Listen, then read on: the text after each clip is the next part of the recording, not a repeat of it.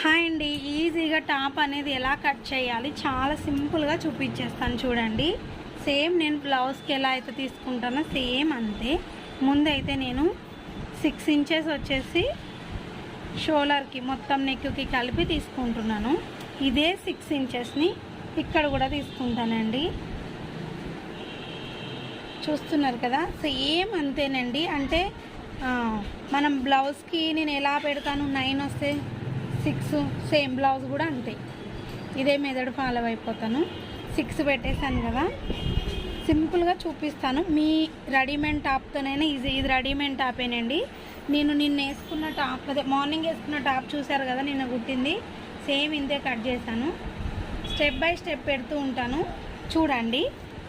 ఇప్పుడు సేమ్ ఇంక ఇక్కడ పైన మొత్తం బ్లౌజ్కి ఎలా అయితే కట్ చేసుకుంటామో అంతేనండి.